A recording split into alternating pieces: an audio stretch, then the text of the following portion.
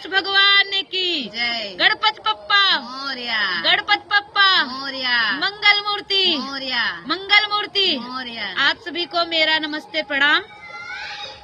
आप सबके सामने हम एक हवन गीत लेकर के आ रहे हैं। आप लोग मेरे हवन गीत को सुनिएगा और आप लोगों को हवन गीत पसंद आए तो मेरे चैनल ऋतुजा अवधी लोकगीत को लाइक करिएगा, सब्सक्राइब करिएगा और शेयर करना मत भूलिएगा।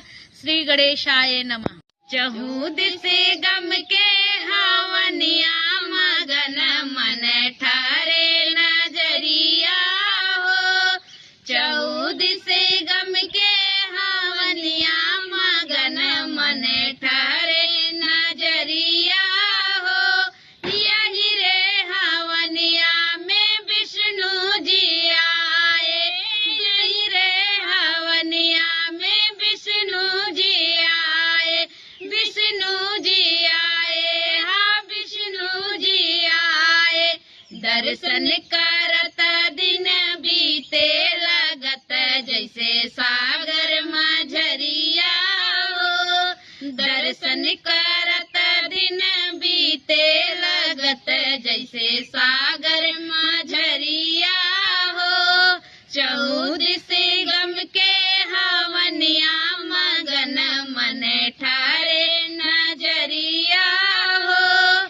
चौद से गम के हवनिया मगन मन ठारे नजरिया हो। यही रे हवनिया में शंकर जी आए, यही रे हवनिया में शंकर जी आए, शंकर जी आए, हाँ शंकर जी आए। दर्शन करत दिन बीते लगत जैसे काशी नगरिया हो। दर्शन करत दिन बीते लगत जैसे काशी नगरिया हो। चौद से गम के हवनिया मगन मन ठारे नजरिया हो। चौद से गम के हवनिया मगन मन ठारे नजरिया हो।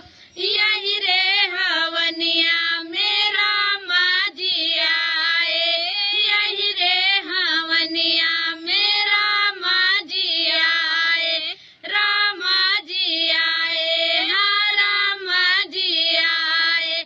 दर्शन करत दिन बीते लगत जैसे रघुकुल नगरिया हो। दर्शन करत दिन बीते लगत जैसे रघुकुल नगरिया हो। चौद से गम के हवनिया मगन मन ठारे नजरिया हो। चौद से गम के हवनिया मगन मन ठारे नजरिया हो। यही रे हवनिया में कृष्णा जी आए, यही रे हवनिया में कृष्णा जी आए, कृष्णा जी आए, हाँ कृष्णा जी आए। दर्शन करत दिन बीते लगत जैसे मधुबन नगरिया हो। दर्शन करत दिन बीते लगत जैसे मधुबन नगरिया हो। चौद से गम के हवनिया मगन मन ठारे नजरिया हो। चौद से गम के हवनिया मगन मन ठारे